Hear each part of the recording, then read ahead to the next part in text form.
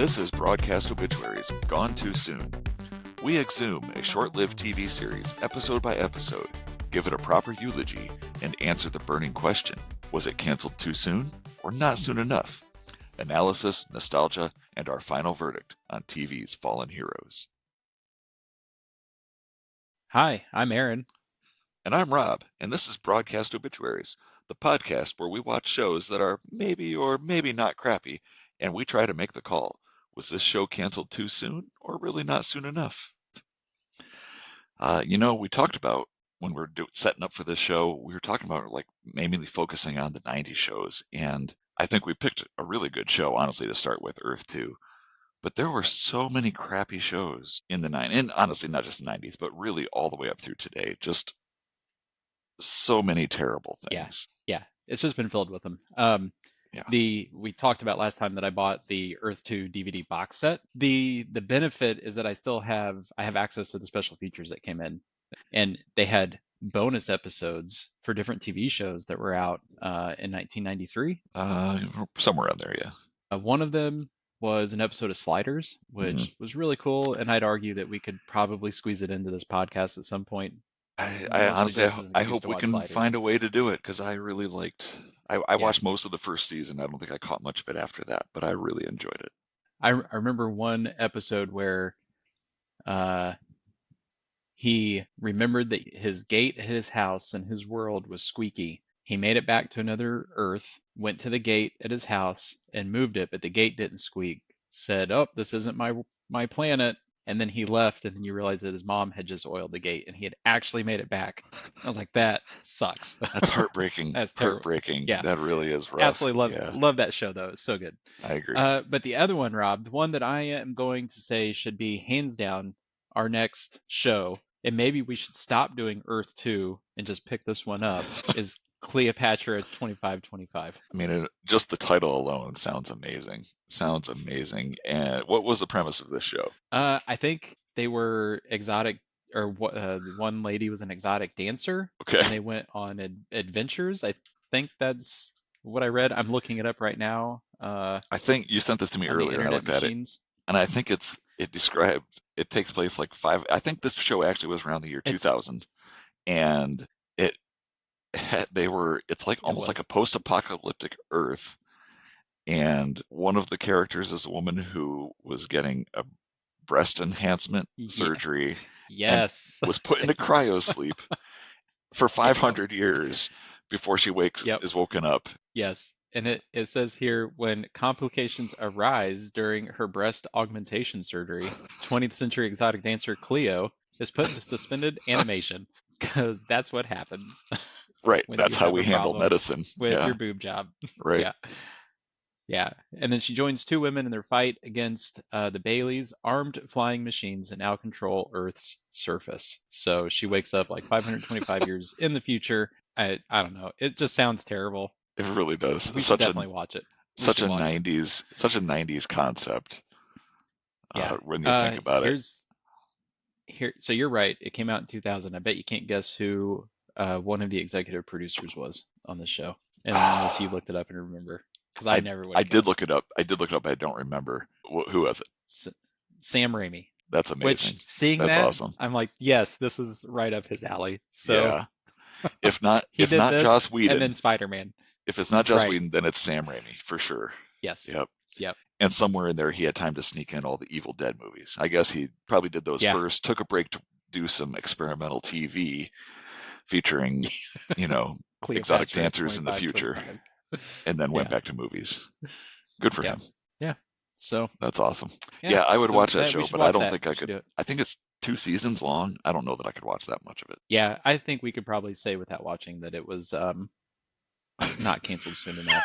2 seasons for a show with that premise. I mean, yes. Come on. I'm surprised it made it past the initial 7 episodes. But hey, who am I to judge? I really like Sam Raimi. Now he's not directing; he's an executive producer, so his role is probably limited. If his influence is there, then I can see how it could go 2 seasons. Sure. Yeah. Why not? Yeah. Was he also involved in The Adventures of Briscoe County Jr.? Was he? He might have been. Let me look. I mean, he and Bruce Campbell are so intertwined that I feel like they do everything He had to together. have been. Let's see if he shows up on here. I do not see his name on the wiki page Oh, all right. for Briscoe County Jr. My bad. Now I just sound stupid. Never mind. Back uh, to Earth 2. but No, go ahead. yeah, yeah, way to go, bud. But Briscoe County Jr. is another one we should do. We should. So I like that one. I did yeah, not watch a lot of it, yeah. but I did watch some. Oh, I did a rewatch just 2 or 3 years ago. Tried. So we are going to differ on that one. For Maybe, sure. maybe. It was fun. Yeah. All right, let's load them up, folks. We're moving out. So, hey, let's talk about what we're here to talk about today. We are talking about Earth 2, Episode 2, and it's called The Man Who Fell to Earth 2. And let's see, in this episode, based on the TV Guide description, with narration by Danziger, because who narrates it is a very important part of the plot points, I guess. But anyway, Yeah. with It makes narration a by difference, Danziger, I guess to somebody, the colonists discover more from the indigenous humanoid aliens and find a human, Gaul, who claims creatures beat him near death. He also claims to be an astronaut that landed on planet G889, but several are uncertain of his truthfulness and suspicious of him. But the colonists believe they cannot leave a human behind, so they invite him to join them on the journey to New Pacifica. Amazing. There was actually more to the description, which actually would tell us literally the end of the story, but I like to leave a little bit of mystery and not give away the ending before we get there. And just as a reminder, we are going to give that away. There are spoilers ahead. Go on if you dare. Let's talk about this episode. So their whole caravan of vehicles is traveling across the continent. Stop for a quick break. Danziger doesn't want to wear out the machine because it wasn't built for long distance traveling. So they stop. We see a few different things. We see someone in the bushes that we don't see their face. We just see someone watching True as she is petting her little kitty, and she gives it food, puts it in its little blue bag, and tucks it away somewhere on this space rover. We also see Yale having some. He's got like a holographic projection on his palm, and he might be having some malfunctions. And Yep. Morgan walks by, and he's terrified, and he goes to Bess, and they have this whole conversation where they give us a little more exposition, basically, but it's fine. But they tell us how all the Yales went defective, and they were all recalled. Some of them jumped off of 40-foot platforms and went splat on the ground, and others had other issues, and he's wondering how this one is even still in service. So get a little more background on the Yales.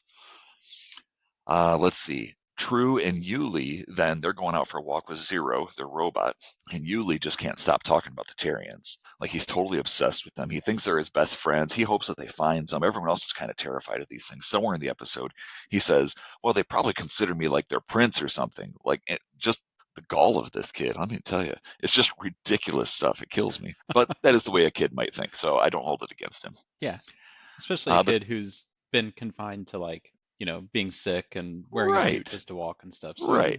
I will definitely cut him some slack there. So yeah. they're out for their walk, they're exploring, and then we get one of our trademark True Danziger just shrieks, just her shrill shriek.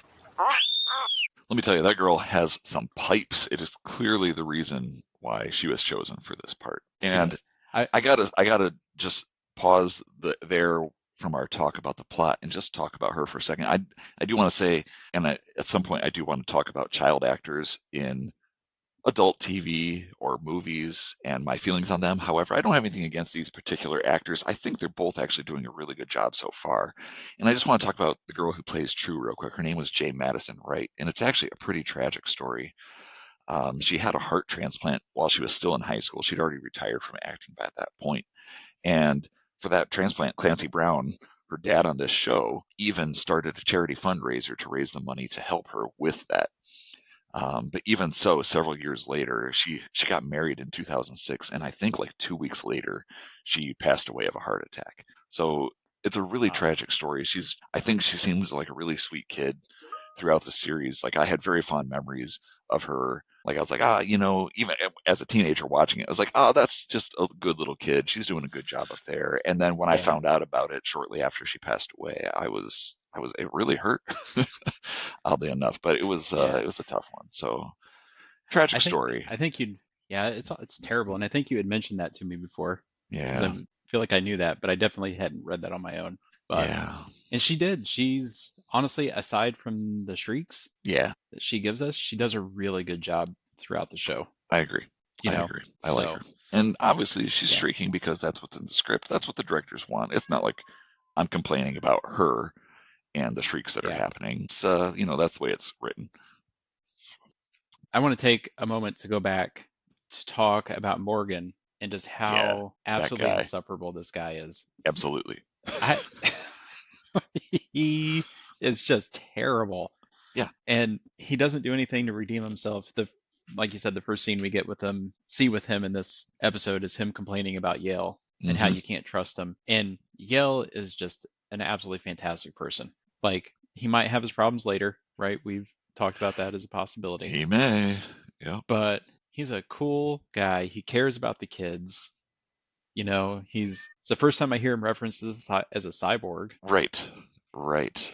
That was a little weird because I didn't think he was a cyborg. I thought he was just deprogrammed. But Yeah. so I I don't know. think So he. we learn a whole lot about the Yales during Morgan's little tiff. Since I think Yale is a very cool dude. He's super smart. Like later in this episode, Bess asks him a question and he gives her like a history lesson, and it's very cool, like just how much he knows, and he's probably accessing it in memory banks, whatever. But that's part of his character, and I think it's very Yeah. cool. He seems like a really good dude, and yet there's Morgan, who is just this little weasel of a man who just can't stop whining and complaining about everything. Can't stand the guy. I'm with you. So All yeah. right. So True and Yuli, they're out on their walk.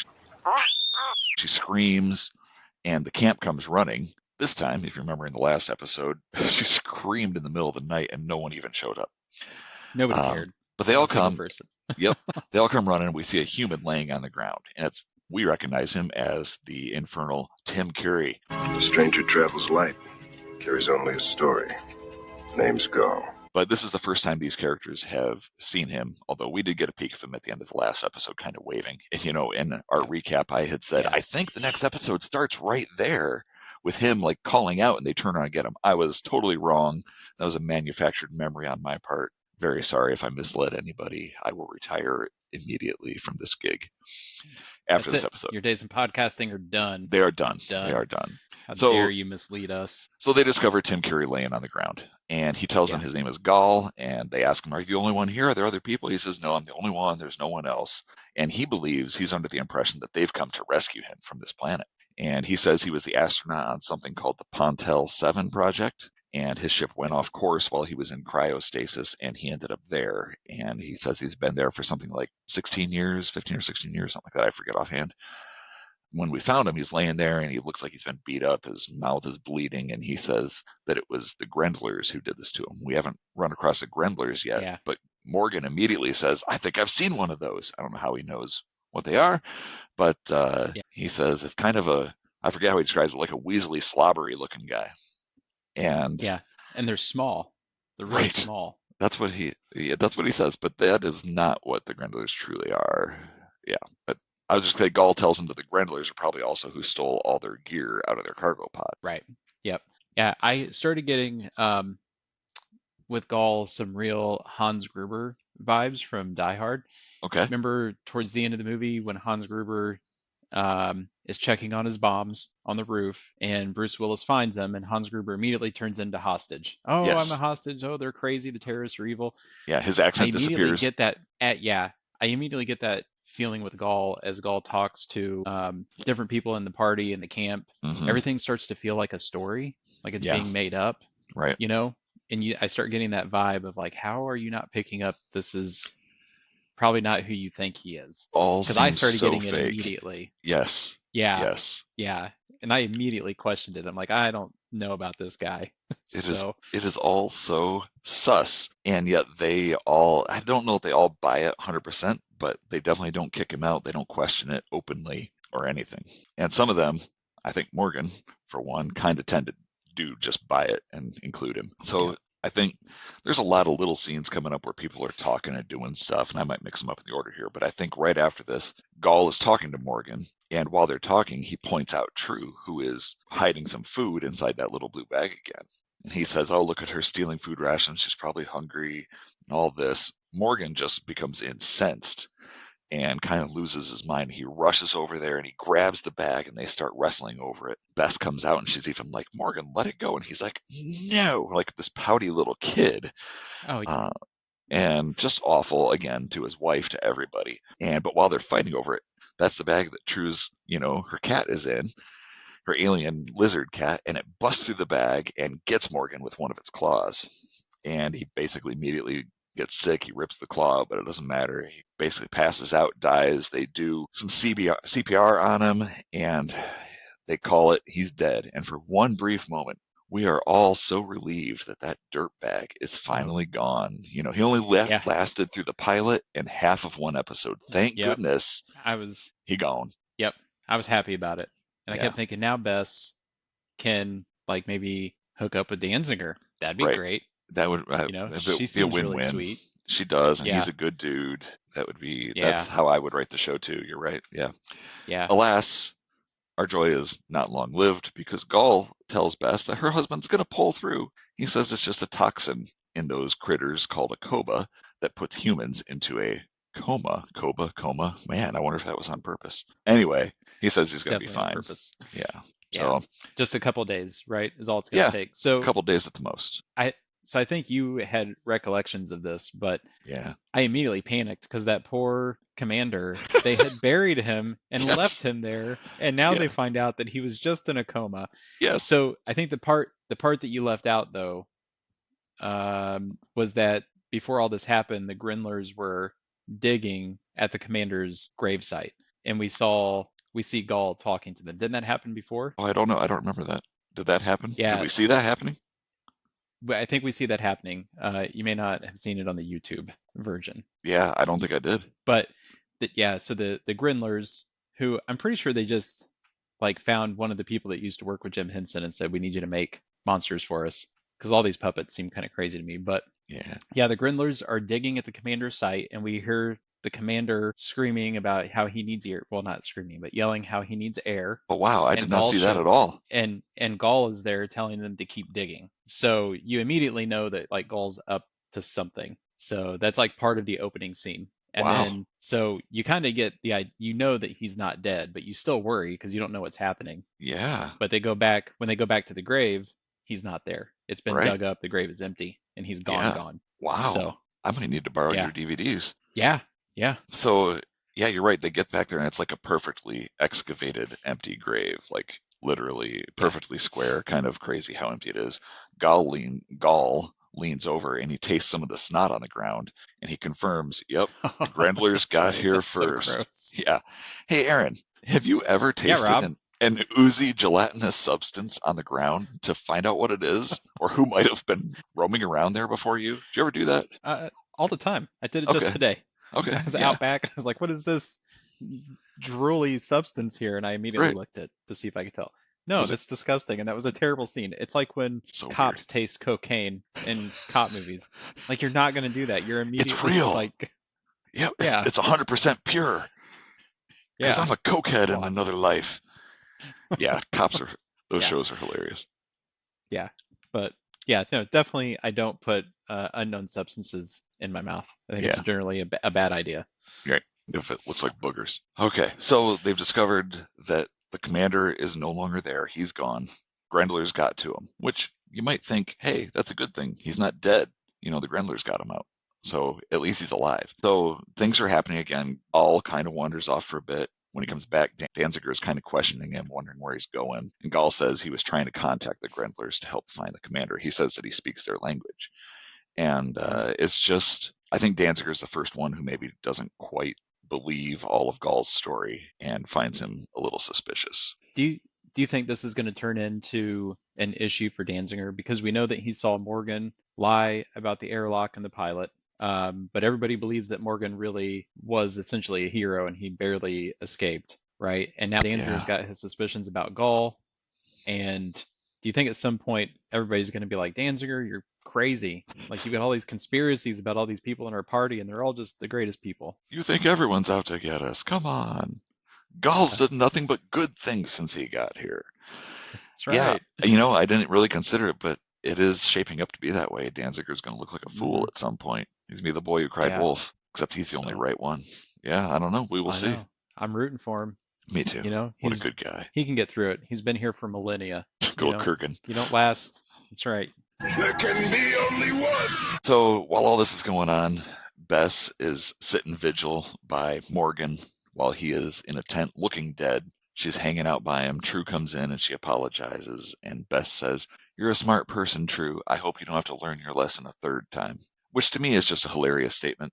I know True is just a kid, but would a smart person really need to learn a lesson the hard way like that 2 different times? It's the way she phrases it is just kind of crazy. It's a weird line. I thought the same thing. It's Yeah, like that's an odd way to tell a child that they're being stupid. right. Yeah, It's like, and I come mean, on. come on. As Marv told us in Home Alone, Yeah, he's a kid. Kids are stupid. they just are. Yeah. You know, that might have been Harry. I forget which one honestly says it, It but doesn't matter.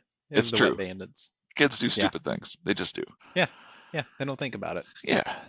So meanwhile, all this is going on. Danziger takes a few minutes out to teach Yuli how to run because the boy has never run before. He doesn't know how to do it, and Devin does not like that. So she insults No. Danziger's parenting skills, since his daughter was keeping, a killer animal as a pet, or killer as they thought. And I noticed there's a lot of insults flying around in this episode. Between this, earlier Yeah. in the episode, True tells Yuli that his mom is stupid for thinking they're the only people on the planet. And Yep. it's just very insulting, the whole thing. I- There's more to come, too. Yeah, I think it makes sense when you're stuck with a group of True. these strangers and you're forming these relationships. Yeah. You're going to have conflicts. And I think some of it feels a little petty, like the comments they're making. But Yeah. I'm okay with the conflict. I get Me it. too. Me too. Yeah. And, Yuli and True arguing like that, they're kids. Kids are going to bicker and Yeah. fight like that, especially 2 kids that just met and don't really, Yeah. Yuli was a jerk when he was wearing his immuno suit because he had a rough childhood, so we know he's a jerk. He definitely proved that in the first one, so we're definitely cutting him some slack there. But he hasn't really learned how to be a good Yeah. friend yet to True. But I'm sure it's Yeah. coming. I'm sure it's coming. Yeah. Yeah. So they're all standing around talking, and the Grendlers show up.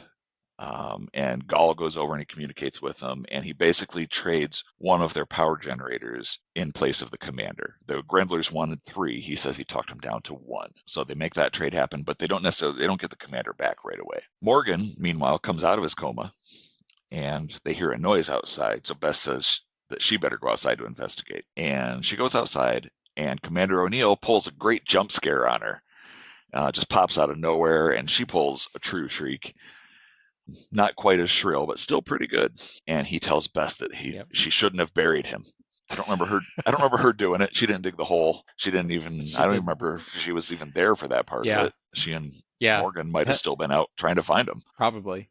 Yeah, that part kind of got me. It was like, well, they thought you were dead. You didn't have a heartbeat or anything. I mean, what else Right. were they supposed to do with you? Right. So, Yeah. but he Throw you on the he back of really the car comes and just across- carry him to New Pacifica. You got to bury him in New That's Pacifica. right. That's right. Just drag him along with you. Yep. He just, I don't know. I don't know how I felt about him like coming back, because it's like now you've got the grumpy old senior citizen back in He the party is a again. And I crotchety, was like, grumpy I don't- old man when he comes back. Yeah. I remember him being that grumpy before he Yeah. died. Yeah. That's for Shouldn't sure. have buried me. All right, you jerks. Can't believe you put a dead man in the ground. So, He said some nice things, dude. He said nice things about you. right. Could you at least hear the funeral service? Come on, man. Yeah. So everyone's kind of gathered together. They're drinking coffee or whatnot. He wants to go chase those Grendlers down right then, and he wants to kill them. So they did rescue him from being buried alive, but I guess that could only buy them so much goodwill. That's not going to last very long. Now he wants to go kill him. You saved me. Now I want to kill you. No one else in the group really seems to be interested in going underground in the dark to find creatures they don't know anything about, or however many there might be. So they're not going to go do it. And speaking of those insults that we had, he says something to them like, "If I thought any of you had any guts." Just what a man. Why does he need Yeah. to insult these people? I guess because they buried him. That's why he feels the need to insult them, because they had the He's nerve to holding a bury grudge. a dead man. Yeah. Somebody who they thought was dead. But that just goes to me to the stereotype of angry old men who refuse to learn and listen and recognize why anybody does anything. How dare you slight him? Back At in my all. day, we wouldn't have buried me. We didn't would've- bury folks. we would have roped me to the front of the front car like I was the masthead on a ship. That's what we would have done with dead people back in my day. Who knows? I don't know. So this whole episode, remember, we have Alonzo Solis. We haven't talked about him yet. He's been fighting sleep. Like, he doesn't want to go back to sleep. He's never going to dream again. And no sleep for him.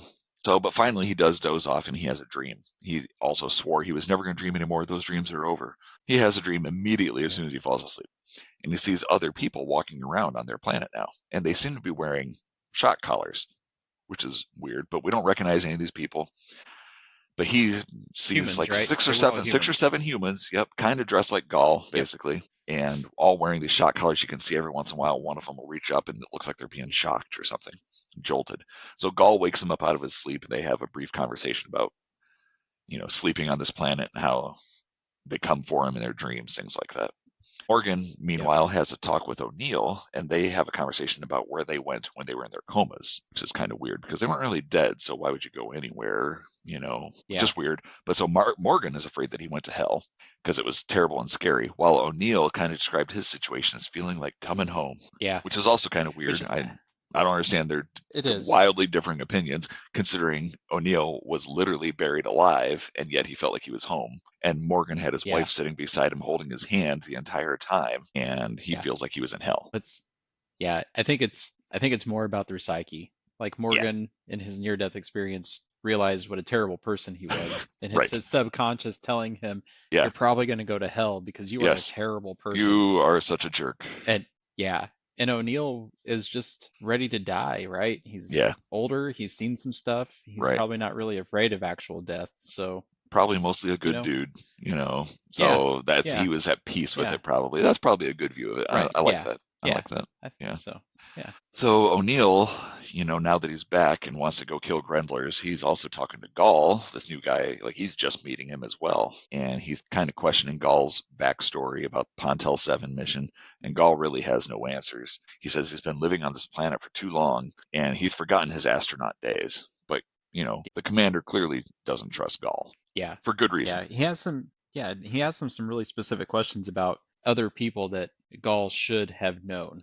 Right. And again, it's where I get those Hans Gruber vibes from him. Yeah. Where he's just making stuff up. Yeah. So That in Gaul's defense there, though, he may have answered those questions correctly. Like, O'Neill says something like, "You must have worked with my old friend Laramie." And Gaul just says, no. But what if O'Neill made that guy up to see if Gaul just said, "Oh yeah, Laramie, what a good guy." We don't really that know. guy. Yeah, it's never explained. Yeah, that's true. Maybe and Gaul O'Neill answered doesn't it right. really react. Mm-mm. Yeah. And O'Neill's got a poker face through that whole conversation. Yeah. So Yep. you can't really tell what's going on. Yeah, it's definitely some intrigue going on. So I don't know if it's another day or what, but so Bess, Morgan's wife, she's out doing some stretches one day, and she's going to go out for a run.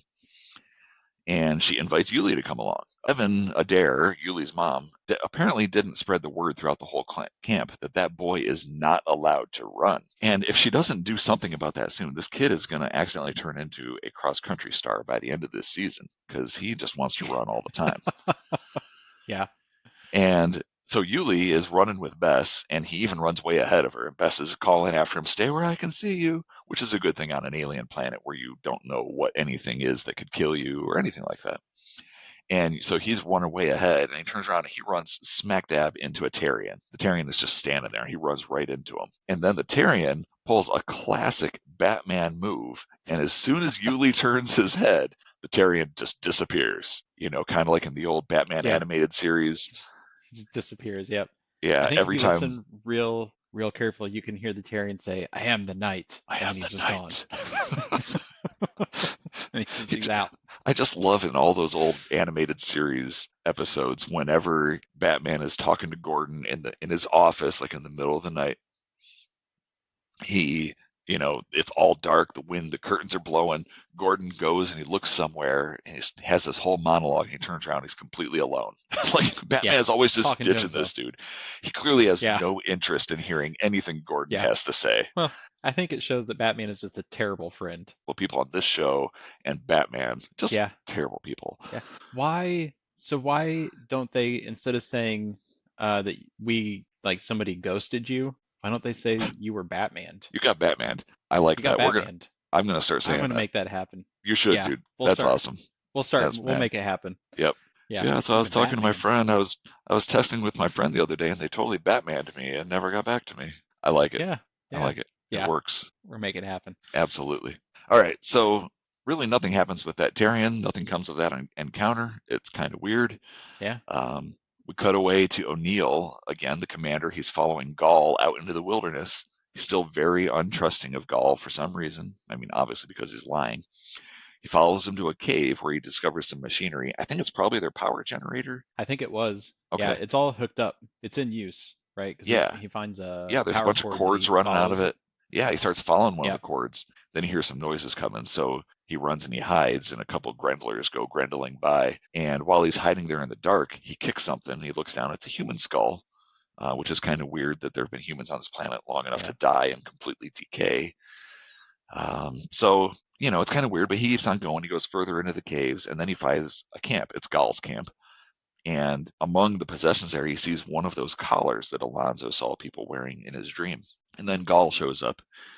He says one of the weirdest lines of, Just call me a magpie, Commander. that sounds nothing like a bird I've ever heard in my life. I didn't understand that at all, and I don't even know like why it was relevant. And is a magpie known for something like I have being no sneaky idea. or Zero idea. Or maybe they lie. Maybe they're liars. bird? Maybe they're deceptive birds. You're Googling this right now, aren't you? You going to the interwebs? I am Googling it. I am, yeah. We got to get to the bottom of this. Why does he say, call me a magpie? Okay, the closest thing I can find quickly is you can call someone a magpie, which means they're incessantly talkative, noisy, or a chatterbox, or a person who collects and hoards things indiscriminately. So maybe it's Gall calling himself out, the commander. As a hoarder? Like he does have a lot of crap there in his cave.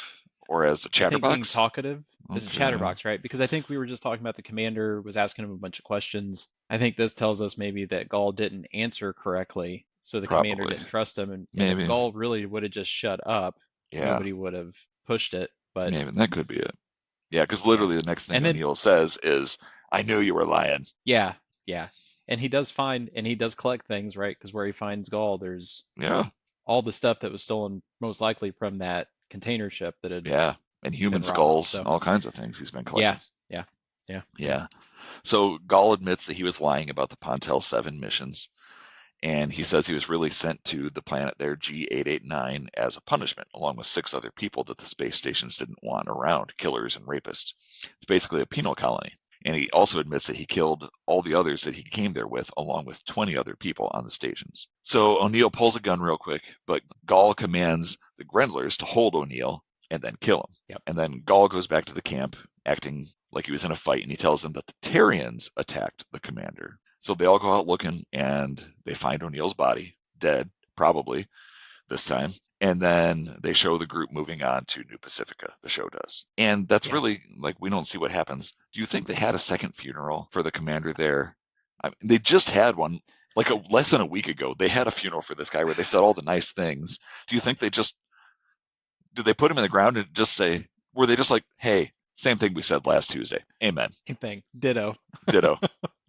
Amen. Let's go. I think this time they probably listened to the commander and they're like, he might not be dead. Let's just strap him to the front of the Humvee. Yes. That's why they didn't show the Drive funeral. him. Yes. Yeah. So Yes. I don't know. Yeah, he definitely did not get. It's like, well, we killed you once and we gave you a good goodbye. That's it. You don't get a Right. second chance. Right. Like, We're you not should've doing this just stayed again. Dead. Right. So yeah. We already said this stuff. Yeah, because you're right. He just dies and they find out and that's it. Yep. They move on from it. Yep. He's So- either like a figurehead on their front lead car, or they just threw him in the ground and moved on. Just left him. That's funny. So that's basically where the show ends. From there, they're talking about, Yep. still going on. Danziger, who is narrating, as they told us in the TV Guide preview, Danziger's narrating, and he says, it's a new planet.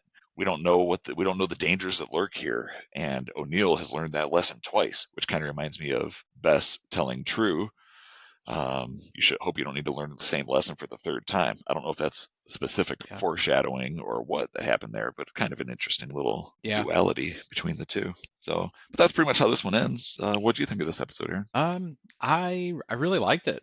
Okay. I think we got to see a lot of the group acting together as they were traveling. Yeah. We got to see how Danziger is the only one that questions anything odd that happens ever. Right. So like this random human that shows up and everybody's just like, "Hey, bro, you can come on into the party. Let's, we're not weirded out by the fact that you exist on this planet where there's not supposed to be any humans. It's totally Right. fine." Right. So, but I like those interactions. I liked the insults because you see that there's that little bit of conflict. Not because I love insults. I mean, it's just my thing. I love insulting people. Yeah. Right. But I think they did a really good job of showing that like this group is going to have to start dealing with interpersonal issues as they're on their way to New Pacifica, right? And we're going to see that play out. So I agree. yeah, So- I liked everything about it. I thought it was really, Okay. really good. What about you? I know that a lot happened in this episode. It was packed full of a lot of things. Morgan gets stung by the Koba. He mostly dies. Neil comes back from the dead. We see Grendlers for the first time. O'Neill gets dead again. For the most part, I was really bored throughout this episode. I know. Rob, Maybe it's because I actually do remember this fairly well from when I saw this in 1994. I remembered all the main plot points from this episode. Maybe that's why, but I was just bored. And I know we found out a lot of interesting stuff. Maybe it's just a lot of talking. We find out interesting stuff about Gaul, and we have even more intrigue now than we had last episode. Because we, as the viewers, we now know that the group has a criminal living among them, a killer who has even killed one of their Right. own. Even with all that, I was just bored. I think it's mostly the pacing of this episode and even the show in general. There's a lot of different character dynamics that they're trying to squeeze in. They're trying to do a bit of everything as often as they can. And I appreciate that character development. But, we have several scenes in this episode that we glossed over of Julia, the doctor, who we may have even forgotten about, just talking to Alonzo about his dreams, and we see Alonzo trying to stay awake. But those scenes really just keep interrupting the pacing whenever anything else gets going. Yeah. And I just feel it's the pacing for me, it's just too slow paced at many of those points. And it was kind of a very talk heavy episode. So Well, I mean, we'll have to agree to disagree sometimes. yeah, I guess that's fine. 'cause That's fine. I thought there was a good mix of action. They set up a lot of good stories. Tim Curry gets a lot of screen time. Tim Curry he can be very hammy. I think it really works, honestly, for his character on this show.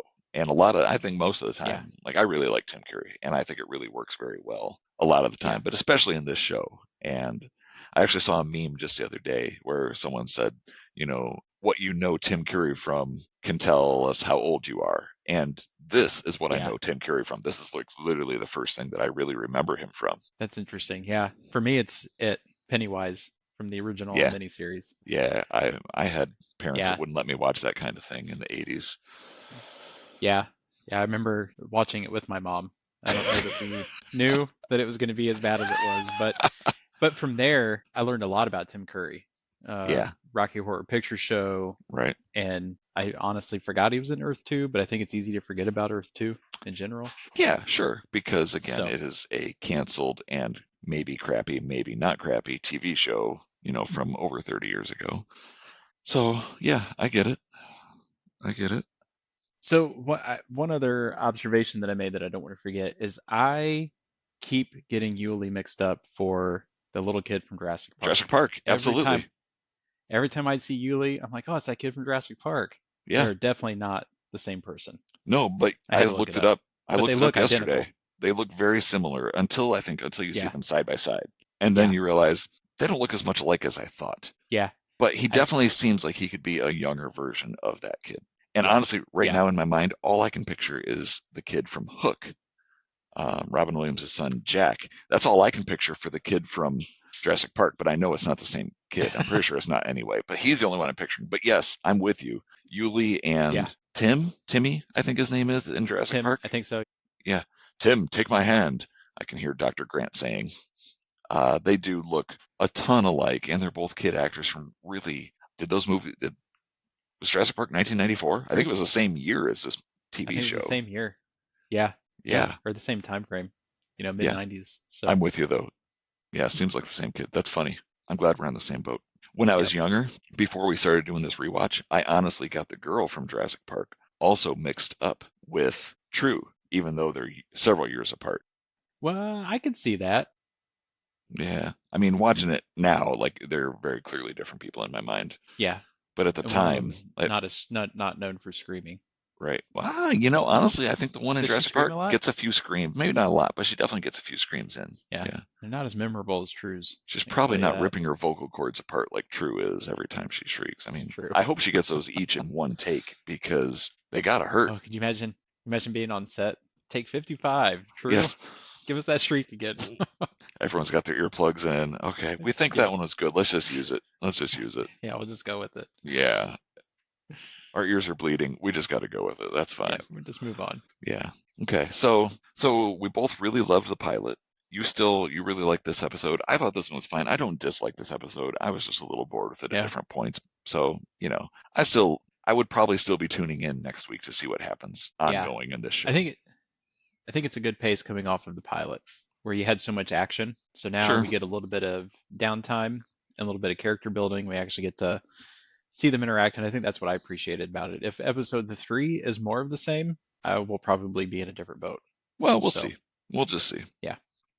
You want me to read the description for next week's? Yeah, let's read the Episode description 3? for next week. We should Okay. read it at the same time together. I'm curious what that would sound like. All right, so next time It we're going would to talk about sound confusing. it. Very well might be very confusing. So next time we're talking about episode 3 is called Life Lessons. With narration by True. She gets to narrate an episode for us. Gaul tries to gain her confidence in order to obtain a vehicle. That's pretty smart thinking on his part.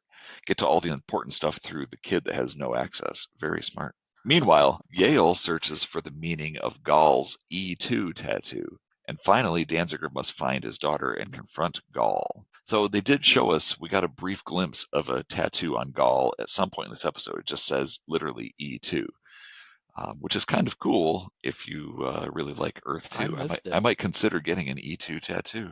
I don't have any tattoos yet. I've been saying, there's really nothing that I care about enough that I would put it on my body. Maybe Earth 2 is the thing that will go on my body for permanency. I will challenge you that if the end of this rewatch, we think this show was canceled too soon, you should get the tattoo. Okay, you bring that challenge back. Yeah. Remind me later. We'll see how that goes. That's right. All Another right. 20-some episodes. Yes. It's going great so far. I'm loving this. I'm loving it. These are great shows. Yeah. So and then we'll wrap up with this. We'll take a short break and come back strong with Cleopatra 2525. I can't wait. Just kidding. That'll be a Rob only podcast. I'm not sure I can even watch it. Yeah, me too. All right. Well, this has been our conversation over episode 2. We appreciate you listening in. I have been your host, Rob. And I'm Aaron. And this has been Broadcast Obituaries. Thanks for listening, everybody. We'll talk to you later. Peace.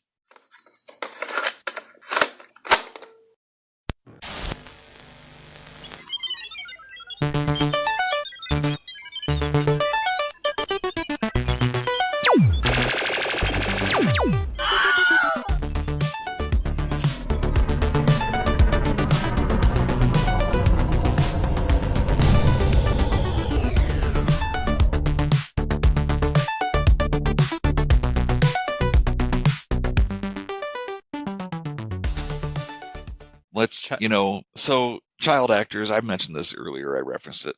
We'll say child characters. I don't hold anything against child actors, but child characters in adult programming. How do you feel about that in general? Man, it's like a deep question. I feel like it's probably I not know. that deep. I think it depends on the type of TV show it is. Does that make sense? So no. In a show like Earth 2, yeah, like this one, I think the children play a good part because it's, they're on an adventure. They're journeying across the West to a new world, right? So when that happened in real life, there were kids there. They had to get their kids across. So I think it makes sense for the dynamic. Yeah. So I think I'm okay with it. I can't think of any shows where I've just really disliked the child actors or like their roles in those shows, Right. Yeah. Okay. So I would agree with you on the kids in this show. And I think the kids in this show are doing a great job. I really do. Like, I don't Yeah. cringe. But sometimes there are, and I ask the question and then I don't have a good response for you. But there are like movies or shows where I'm just like, great, this is like an action adventure movie for adults, and there's kids that have a major role in this thing, and it just makes me like roll my eyes and makes me sick to my Yeah. stomach. Like I just every time the kids come on, I'm just like, man, like why do they're clearly there like to have very innocents who are in peril or something, Yeah. but typically like it just makes me angry. Like I just for some reason, maybe that's just me, maybe I just don't like kids, I don't know, but Yeah. it typically makes me angry. But to my point, honestly I really enjoy the kids in this show. I think they're a very important part of it. I think they could do it because I Yeah. agree. If it's like, I think last time I referenced it as the wagon train through the You stars, did. Yeah. as Gene Roddenberry called Yeah. Star Trek, and the wagon Yeah. trains of the old west of America definitely had kids with them. They were moving entire families, so I definitely see that here. I think they could have done this without the kids if they wanted to, because these are like the people that are setting up camp for the other 250 families that are coming. So they Correct. wouldn't necessarily need to have the family or the kids with them, Yeah. or they could have kids even with them and just not be major characters on the show. But I'm not against them using these specific kids as characters in the show, and I do enjoy their part. So it's, I bring it up. I don't find issue with it. I think it's fine. I Yeah. was just curious if you had any Yeah. thoughts about these kids having such No, big roles. yeah, you got me thinking about, and I can't remember which franchise it was. I want to say it was like one of the Transformers or something. But they had so many children getting involved in these scenes with extreme danger, and these kids were actually achieving major feats. And that stuff does bother me. It's like, they're children. They're not doing all this. And the movies were serious enough that it didn't fit the story that was being told. Yeah, You know, that's the so scenario that I'm thinking of, and it's yeah, like, yeah, that's yeah, just not yeah. realistic. And You took me out obviously, of it. almost any action movie we watch is not realistic. I get that, but you can suspend your disbelief to a certain point. But like when the kid Yeah, becomes the surprise hero, or it's just yeah, often not realistic, or when they're just doing amazing things that kids just can't do. I'm sorry, certain things yeah. kids can't do. They're little. They're little people. We should start a rumor about the deleted scenes from Die Hard where he had a child actor sidekick that was at the Christmas party with him. Ho ho ho. I don't know why I said that. That doesn't. I was trying to lead into something, but yeah, I don't have anything. Maybe it could be a kid dressed as an elf for the Christmas party that they're having there, and he sends the kid out to fetch guns back while he's fighting someone this way. The kid's running to fetch the gun and bring it to him, and then the kid has to actually shoot somebody, and it's a pretty tough Be moment for great. that kid. But then they have to do it again, and they got over it real quick, and now they can keep doing it. Yep. You get Yeah, there's a desensitized, reason. There's a reason there are no children in Die Hard. The closest we got was Argyle, and he got to sit in a limo down in the garage for most of the movie. He got out of it. So, yeah, that's the reason He there's was no living the kids in that life. movie. Right. Argyle was hanging out. Got to sit in the back. He was on a phone, like when car phones were a new Yeah, thing, yeah. chilling with that giant teddy bear or some kind of stuffed animal that was in the It car with was. him. It was a giant teddy bear. Yep. Yeah, Yeah, so good. yeah, I know. Hey, speaking of But Jurassic Park, are you interested in the new one at all? What are your thoughts on the new yeah, one? I'm not interested. When they started introducing hybrid made up dinosaurs, it wasn't Jurassic Park anymore to me. It's just monster movies now, which I Yeah, love, don't get me wrong, sure. but I don't have a lot of time. So I quit watching them after the first Chris Pratt one. Oh, That smart. was where I bowed out. Yeah, I bowed out after that one. I I enjoyed that should have one. stopped with you did. I should have stopped Jurassic Park 3. I mean, I thought That's Jurassic where I World really was better than Jurassic Park 3, but I enjoy them all to some extent. There is a yeah, certain bit of nostalgia to it, like just the ongoing franchise. And obviously, yeah, I'm probably part of their target audience. If we put Jurassic Park on this, that people are going to keep going to see it. They're right. I probably will. Although this one, I've heard decent things, but it may not be till, VHS tape that I will actually rent it and watch it that way. VHS. Hey, Yeah. it'll come back around. Records are popular again. VHS will come back. It's going to. Yep.